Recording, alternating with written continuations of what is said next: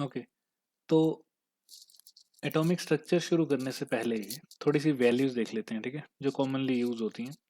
देखो, charge on electron जो होता है वो होता है 1.6 into 10⁻⁻⁻19 coulomb, that is negative का। तो इसको आप -E लिख सकते हो। मास जो होता है इलेक्ट्रॉन का वो होता है 9.1 इंटू 10⁻⁻31 kg। ओके, इसका मास हो जाएगा Me, मतलब डिनोट Me से कर देंगे। प्रोटॉन, प्रोटॉन के ऊपर सेम चार्ज होता है जितना इलेक्ट्रॉन के ऊपर होता है, बस मैग्नीट्यूड इसका पॉजिटिव होता है, तो E से डिनोट कर देते हैं। नेक्स्ट है mass of proton. Mass of proton होता है 1.67 इंटू 10⁻⁻27 kg, ठीक है, तो M ऑफ P लिख देंगे इसको। सिमिलरली मास ऑफ न्यूट्रॉन जो है वो सेम ही होता है प्रोटॉन की तरह, 1.6 इंटू 10⁻⁻27 kg, और इसको क्या लिख दोगे आप, M ऑफ न्यूट्रॉन। चार्ज तो न्यूट्रॉन के ऊपर जीरो ही होता है। और एक जो वैल्यू आपने और याद रखनी है, दैट इज कि mass of proton to the mass of electron की जो रेशो होती है वो कितनी होती है। Mass of proton to the mass of electron की जो रेशो है दैट इज अप्रोक्सीमेटली 1836 के आसपास होती है। ओके, ये वैल्यूज भी आपने याद रखनी है। तो ये सारी वैल्यू आपको याद होनी चाहिए। ओके, अब चलते हैं डी ब्रोगली वेवलेंथ पे। तो एटॉमिक स्ट्रक्चर में, एटॉमिक स्ट्रक्चर से पहले जस्ट डी ब्रोगली वेवलेंथ देख लेते हैं फटाफट, फिर उसके बाद हम स्ट्रक्चर्स की थ्योरी शुरू करेंगे, ठीक है। तो देखो, डी ब्रोगली वेवलेंथ क्या थी। डी ब्रोगली ने बोला कि जो भी वेवलेंथ होती है,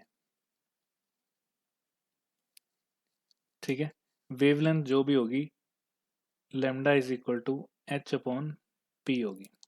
यहाँ पे जो पी है दैट इज मोमेंटम। ओके, किसी भी वेव की, ईएम वेव की जो भी वेवलेंथ होगी वो इस फॉर्म में होगी, ठीक है। तो दैट इज इक्वल टू, अब देखो, इसको आप क्या लिख सकते हो, H upon M into V भी लिख सकते हो। ओके, और आपको पता है काइनेटिक एनर्जी क्या होती है। Kinetic energy is equal to half of M V square.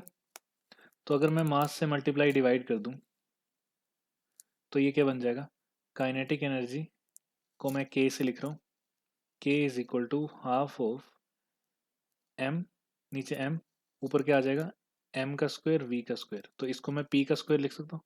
तो ये बन गया पी का स्क्वायर अपॉन 2m। तो यहाँ से मैं पी की वैल्यू निकाल सकता हूँ। देखो, ये पी की वैल्यू आ जाएगी half of, sorry, under root of 2m k। तो अब मैं पी को हटा के ये भी लिख सकता हूँ, या एम वी को हटा के, तो H upon under root of 2m k। Okay, और क्या लिख सकता हूँ, इसको और मॉडिफाई कर देते हैं। तो देखो, ये जो है ये है अनचार्ज्ड पार्टिकल्स के लिए, अनचार्ज्ड पार्टिकल्स के लिए, ठीक है। चार्ज पार्टिकल के लिए काइनेटिक एनर्जी क्या होती है, मतलब काइनेटिक एनर्जी की वैल्यू क्या होती है, इलेक्ट्रॉन वोल्ट, ठीक है, इलेक्ट्रॉन वोल्ट्स में होती है। तो हम इसको इलेक्ट्रॉन वोल्ट्स में भी लिख सकते हैं, ठीक है। इलेक्ट्रॉन जो है वो चार्ज आ जाएगा उस पर, तो एच अपॉन 2m, एनर्जी की जगह, मतलब काइनेटिक एनर्जी की जगह क्या लिख सकते हो आप, इलेक्ट्रॉन वोल्ट, तो ये आ जाएगा अंडर रूट के अंदर, ठीक है। और क्या लिख सकते हो, और देखो क्या लिख सकते हो इसको, एक और पड़ी होगी formula, kinetic energy is equal to 3/2 kT, ठीक है। यहाँ पे जो k है वो काइनेटिक एनर्जी नहीं है, दिस इज बोल्ट्जमैन कांस्टेंट, ठीक है। ये वाला फॉर्मूला आपने KTG में पढ़ा होगा, काइनेटिक थ्योरी ऑफ गैसेस। तो आप इस k को हटा के ये भी लिख सकते हो, तो h upon under root of 2 × m, और काइनेटिक एनर्जी की जगह क्या लिखना, 3/2 kT। तो देखो ये नया फॉर्मूला बन गया, h/√2, 3 आ जाएगा यहाँ पे, 3m/kT। तो इसमें जो k और t है, k इज बोल्ट्जमैन कांस्टेंट और t इज टेम्परेचर। ठीक है, यहाँ तक जो k था वो था काइनेटिक एनर्जी। तो आई थिंक ये पता लग गया होगा। अच्छा, इसको और किसी फॉर्म में लिख सकते हैं। तो देखो क्वेश्चन ऐसा आ सकता है, हो सकता है वो ये पूछें कि इसको लिख दो आप इन द फॉर्म ऑफ। अच्छा, यहाँ से हमें क्या पता चला, देखो यहाँ इसको देखो, इससे हमें ये पता चल रहा है कि जो लेमडा है that is directly proportional to, inversely proportional to under root of mass and potential. ठीक है, यहाँ पे v जो है वो पोटेंशियल है। ओके, और अच्छा, इसको अगर आप थोड़ा सा सोल्व करके लिख सकते हो तो वो भी लिख सकते हो। तो लेमडा इज इक्वल टू आता है 12.27 upon under root of v angstrom. एक ये फॉर्मूला भी होता है लेमडा का। तो ये सारे के सारे डी ब्रोगली इक्वेशंस ही हैं सारी की सारी। ठीक है, चलो तो अब वेव नेचर को समझते हैं, होता क्या वेव नेचर। देखो, वेव नेचर का मतलब ये नहीं होता है कि वेव जो है, मतलब जो पार्टिकल है वो कुछ वेव की फॉर्म में चल रहा होगा। मान लो कि मैंने ये बना दिया, तो ये बिल्कुल भी पार्टिकल ऐसा मूव नहीं कर रहा है। ओके, देखो जैसे मैकेनिकल वेव्स होती हैं। ओके, मैकेनिकल वेव्स कैसी होती हैं, एक तो ट्रांसवर्स और एक लॉन्गिट्यूडनल। तो यहाँ पे क्या हो रहा है, एनर्जी की डिस्टरबेंस जो है वो, मतलब एक टाइप की एनर्जी जो है वो आगे ट्रेवल कर रही है। ठीक है, तो पहले पार्टिकल ऊपर गया, फिर नीचे आया, फिर ये वाला ऊपर जाएगा, फिर ये नीचे आएगा, फिर ये ऊपर जाएगा, ये नीचे आएगा। तो एनर्जी जो है वो आगे को ट्रांसफर हो रही है, मतलब कि एक टाइप की डिस्टरबेंस ट्रांसफर हो रही है, डिस्टरबेंस। ठीक है, और यहाँ पे क्या हो रहा है, यहाँ पे भी वही हो रहा है, कंप्रेशन रेयरफैक्शन, कंप्रेशन रेयरफैक्शन, तो वो भी डिस्टरबेंस ही ट्रेवल हो रही है। ओके, यहाँ पे ये जो वेव है ना, वो ना तो इलेक्ट्रोमैग्नेटिक है, ना ही कौन सी है, ना ही कोई और मैकेनिकल वेव है। ठीक है, यहाँ पे वेव नेचर ऑफ पार्टिकल, हम एक्चुअली डी ब्रोगली से क्या करते हैं, वेव नेचर ऑफ पार्टिकल। देखो, एक तो आप लोगों ने लिखा कि lambda is equal to H by P. ठीक है, इसका यूज कहाँ कहाँ होता है, इसका यूज जो होता है वो आप लोग एक तो फोटोन का मोमेंटम निकालने के लिए कर सकते हो, P is equal to H by lambda. ठीक है, ये भी हमने पिछली वाली वीडियो में किया था। फिर उसके बाद और क्या कर सकते हो आप, सभी की लैम्डा निकाल सकते हो अगर आपको प्रोबेबिलिटी सॉरी मोमेंटम पता है तो। ठीक है, तो ये दोनों के लिए यूज हो जाता है, फोटॉन्स के लिए और किसी वेव का वेवलेंथ निकालने के लिए भी। लेकिन यहाँ पे वेव नेचर ऑफ पार्टिकल का मतलब ये नहीं है कि वो वेव इलेक्ट्रोमैग्नेटिक चलेगी। ठीक है, यहाँ पे बस इतना मतलब है कि अगर ये पार्टिकल ऐसे जा रहा है, ओके, और मैंने क्या किया, मैंने इसके ऊपर एक इस तरह से ग्राफ बना दिया, तो बस ये बताएगा कि इस पार्टिकल के, ठीक है, ये जो पार्टिकल जो चल रहा है उसके यहाँ पे होने की प्रोबेबिलिटी क्या है। ओके, यहाँ होने की प्रोबेबिलिटी क्या होगी वो ये ग्राफ रिप्रेजेंट कर रहा है। तो मतलब ये ग्राफ किसका है, प्रोबेबिलिटी का, probability of finding particle at any position. ठीक है, देखो वेव फंक्शन क्या होता है, वेव फंक्शन एक ऐसा फंक्शन होता है जिसमें x and t both are periodic in nature, both are periodic in nature. इसका मतलब क्या हुआ, इसका मतलब ये हुआ कि ये पार्टिकल के यहाँ पे फाइंड होने की, देखो इस पॉइंट पे फाइंड होने की, पहले पॉइंट पे, दूसरा, तीसरा, fourth, fifth, sixth, seventh, eighth, ninth, tenth. Okay, तो फर्स्ट पॉइंट पे फाइंड होने की जो प्रोबेबिलिटी है वो 0 है। कहने का मतलब यहाँ नहीं फाइंड हो सकता वो। ओके, यहाँ 3 पे फाइंड होने की प्रोबेबिलिटी सबसे ज्यादा है, यहाँ 8 पे फाइंड होने की प्रोबेबिलिटी नेगेटिव में है, मतलब मैग्नीट्यूड ही देखना है एक टाइप से हमने। ठीक है, तो बस रिप्रेजेंट हम वेव फंक्शन की तरह कर रहे हैं उसको। वेव फंक्शन की तरह रिप्रेजेंट करने का मतलब मेरा ये है, सिर्फ इतना सा कहने का मतलब कि जो भी हम रिप्रेजेंट करेंगे वो क्या होगा, वो टाइम में और पोजीशन में पीरियोडिक होगा। इसका मतलब ये है कि जो प्रोबेबिलिटी उसकी 1 पे होगी, ठीक है, वही प्रोबेबिलिटी उसकी 11 पे होगी, फिर वही प्रोबेबिलिटी उसकी आगे जाके 22 पे होगी, और वही प्रोबेबिलिटी उसकी आगे जाके 33 पे होगी। तो सेम वेव चल जाएगी ऐसे। Okay, same wave. तो ये बन गया आपका पीरियोडिक इन टाइम और पीरियोडिक इन एक्स। एक्स पोजीशन इस तरफ को है और टाइम में भी यहाँ पे देख लिया हमने, हर प्रॉपर टाइम इंटरवल के बाद उसकी फाइंड होने की प्रोबेबिलिटी फिर से सेम होगी। तो this is called wave function. तो मैं फिर बता दूं कि वेव फंक्शन क्या होता है। वेव फंक्शन ऐसा फंक्शन होता है जो कि टाइम और पोजीशन दोनों में साथ साथ पीरियोडिक आ जाए। ठीक है, तो दोनों में पीरियोडिक होना चाहिए, ऐसे फंक्शन को बोलते हैं वेव फंक्शन। तो यहाँ पे मैं फिर से बता दूं, पार्टिकल इस वेव की तरह नहीं चल रहा है। मतलब पार्टिकल जो है वो साइनोसॉइडल नहीं चल रहा है, ना ही पार्टिकल जो है वो आपका कोस के फंक्शन से चल रहा है, ना ही साइनोसॉइडल, ना ही वाइब्रेट कर रहा है, ना ही ऑसिलेट कर रहा है। ये पार्टिकल ऐसे ही चल रहा है, बस उसके फाइंड होने की प्रोबेबिलिटी यहाँ पे ज़्यादा है, यहाँ ज़ीरो, यहाँ फिर ज़्यादा होगी, ऐसे और ऐसे। लेकिन प्रॉपर टाइम इंटरवल के बाद फिर से सेम प्रोबेबिलिटी रिपीट होंगी। तो ये हो गया पीरियोडिक इन टाइम और पीरियोडिक इन पोजीशन भी। ठीक है, तो ये है वेव फंक्शन या फिर वेव नेचर ऑफ पार्टिकल, किसी भी पार्टिकल का। हाँ, ये फॉर्मूला हम वेव्स के लिए यूज कर सकते हैं, उसमें कोई प्रॉब्लम नहीं। जैसे इलेक्ट्रोमैग्नेटिक वेव, इलेक्ट्रोमैग्नेटिक वेव में क्या होता है, इलेक्ट्रिक फील्ड ऐसे वाइब्रेट करती है, ऑसिलेट करती है, और मैकेनिकल सॉरी और मैग्नेटिक फील्ड ऐसे। ठीक है, और ये प्रोपोगेट होते हैं। तो यहाँ पे पार्टिकल वाइब्रेट नहीं कर रहा है। ठीक है, ये बताने का मतलब है बस। नेक्स्ट आता है एटॉमिक स्ट्रक्चर में थ्योरीज। ठीक है, देखो एटॉमिक स्ट्रक्चर में बड़ी सारी थ्योरीज हैं।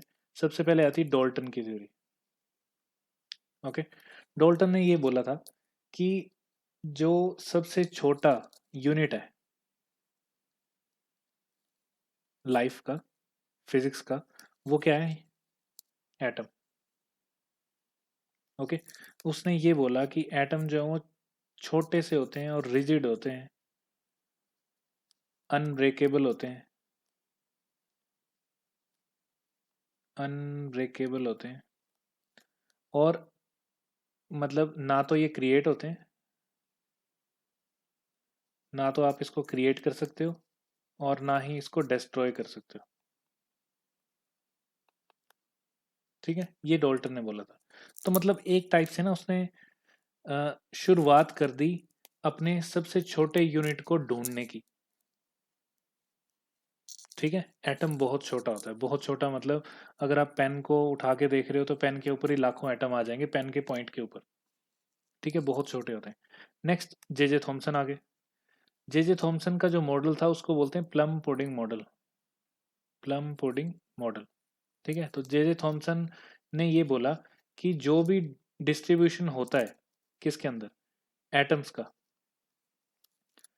एटम्स के अंदर, उसने ये बोला कि पहली बात तो एटम लास्ट नहीं है, उसके अंदर भी बड़ी सारी चीजें। ठीक है, उसने ये बोला कि सारी जगह जो है वो जस्ट पॉजिटिवली चार्ज है।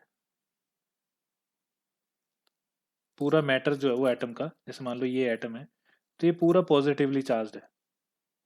ओके, पूरा का पूरा पॉजिटिवली, मतलब ये जो ग्रीन ग्रीन दिख रहा है वो सारा पॉजिटिवली चार्ज है। इसके बीच में ना नेगेटिव चार्ज जो है वो थोड़े थोड़े कहीं ना कहीं पड़े हुए हैं। लाइक जैसे फ्रूट केक के अंदर रेजिन्स होते हैं।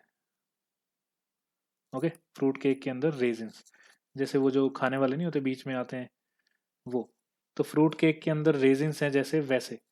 लेकिन प्लम पुडिंग मॉडल बोला था उसने। प्लम पुडिंग का मतलब होता है, पुडिंग एक टाइप का जैसे केक होता है ना हमारा, वैसा ही होता है। ठीक है, उसके अंदर प्लम, प्लम मतलब कि वही सेम चेरीज। ठीक है, उसकी तरह है। तो सारा पॉजिटिवली चार्ज है, और ये बीच बीच में ना कहीं कहीं नेगेटिव पड़े, मतलब इलेक्ट्रॉन्स पड़े। और ये उसकी थ्योरी थी, और उसकी थ्योरी इसलिए फेल होगी क्योंकि वो एनर्जी स्पेक्ट्रम को एक्सप्लेन नहीं कर पाया। ठीक है, और भी बड़े सारे रीजंस थे, जैसे कि सबसे पहले तो ये स्पेक्ट्रम ही एक्सप्लेन नहीं कर पाया, spectrum explanation failed by this theory. ठीक है, फिर उसके बाद आए रदरफोर्ड जी। रदरफोर्ड ने क्या किया, रदरफोर्ड ने एक अल्फा स्कैटरिंग एक्सपेरिमेंट किया। ये आपने पहले भी सुना है, वही वाला है। अभी हम दोबारा से देखेंगे इसको। तो उन्होंने ये बोला कि all the positive charge and nearly all the mass are concentrated in a very small volume. ठीक है, वेरी स्मॉल वॉल्यूम, और उसको उन्होंने बोल दिया न्यूक्लियस, जो कि at the centre of atom है। ठीक है, अब electron moves in circular orbit around the atom.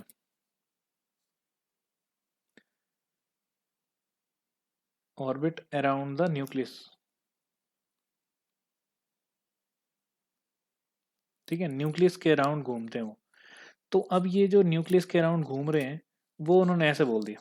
ठीक है, उसको प्रूव करने के लिए उन्होंने एक एक्सपेरिमेंट किया। उन्होंने क्या किया कि एक ऐसा सेटअप लिया, यहाँ पे क्या था, इसमें अल्फा पार्टिकल्स थे। ठीक है, अल्फा पार्टिकल्स यहाँ से उन्होंने शूट किए, और ये जो है ना वाइट सी दिख रही है जो शीट, ये थी गोल्ड फॉइल। Gold foil. तो और इसी एक्सपेरिमेंट को बोलते हैं Rutherford alpha scattering experiment. Alpha scattering experiment. ठीक है, अल्फा पार्टिकल्स गिराए। तो अल्फा पार्टिकल्स जब गिरे तो क्या हो रहा था, मैक्सिमम जो थे ना, मतलब कि समझ लो कि 97% जो थे वो पास हो जा रहे थे। ठीक है, और कुछ एक थे जो एक एक या आधा परसेंट जो कि बैंड हो जा रहे थे, अल्फा पार्टिकल्स। ठीक है, क्योंकि इन्होंने अल्फा पार्टिकल क्यों लिए थे, अल्फा पार्टिकल जो है ना वो पॉजिटिवली चार्ज होते हैं। चलो अल्फा पार्टिकल की पहले प्रॉपर्टीज ही देख लेते हैं। अल्फा पार्टिकल जो होते हैं वो पॉजिटिवली चार्ज होते हैं। तो अल्फा इज इक्वल टू, इसमें क्या क्या होता है, दो प्रोटॉन्स होते हैं प्लस दो न्यूट्रॉन्स होते हैं। ओके, तो इनके ऊपर जो चार्ज हो गया अल्फा पार्टिकल्स के ऊपर, वो आ जाएगा +2e। ऑब्वियसली पॉजिटिव चार्ज है। और जो इनका मास होगा वो कितना होगा, इसका मास जो होगा वो होगा 2 ऑफ mp, मतलब मास of proton plus 2 of mass of neutron, obviously. ठीक है, ये अल्फा पार्टिकल। तो अल्फा पार्टिकल पॉजिटिवली चार्ज थे। पॉजिटिवली चार्ज ही क्यों लिए उसने, पॉजिटिवली चार्ज इसलिए लिए क्योंकि पिछला थॉमसन मॉडल जो था उसने ये बोला था कि पॉजिटिवली चार्ज ही होता है पूरा एटम मैक्सिमम। ठीक है, तब इसने पॉजिटिव चार्ज पार्टिकल लिए ताकि हम रिफ्लेक्ट कर सकें। ठीक है, तो अगर जे थॉमसन मॉडल सही होता तो उसके अकॉर्डिंग ये अल्फा पार्टिकल मैक्सिमम जो है वो स्कैटर कर जाने चाहिए थे, वापस आ जाने चाहिए थे या समथिंग और, बट मैक्सिमम इसमें से पास हो गए, थोड़े से इस तरफ को बैंड हुए, और बहुत ही कम, मतलब 100 में से 0.001% जो पार्टिकल थे, वेव्स थी अल्फा पार्टिकल से, वो वापस आ गए बिल्कुल एग्जैक्ट पोजीशन में। बहुत ही कम, मतलब कि अगर उसने 10,000 फेंके तो उसमें से एक आधा वापस आया। ठीक है, तो ये था अल्फा पार्टिकल एक्सपेरिमेंट। तो अब देखो, और ये पता कैसे चला उनको, ये पता इसलिए चला क्योंकि यहाँ जाके ना स्ट्राइक कर रहे थे ना, तो ये छोटा सा स्पार्क प्रोड्यूस कर रहे थे, छोटा सा स्पार्क। तो जैसे होते हैं ना तारे टिमटिमाते हैं, वैसे यहाँ पे जाके लाइट्स जैसी निकल रही थी, तो इससे पता लग गया कि क्या है, अल्फा पार्टिकल यहाँ जाके टकरा रहे हैं। तो मैक्सिमम यहीं टकरा रहे थे, तो इससे पता लग गया उनको कि मैक्सिमम जो, या तो एटम खाली है, ठीक है, ऑब्वियसली खाली है तभी क्रॉस हो जा रही सारी की सारी, तो मैक्सिमम जो है वो खाली है। इसीलिए उन्होंने बोला कि सारा का सारा जो मास है, पहली बात तो ऑल पॉजिटिव चार्ज जो वो कहाँ पे, सेंटर ऑफ एटम पे, और nearly all the mass is also at the centre of atom. ठीक है, और न्यूक्लियस के अराउंड जो है वो इलेक्ट्रॉन्स रिवॉल्व कर रहे होंगे। ठीक है,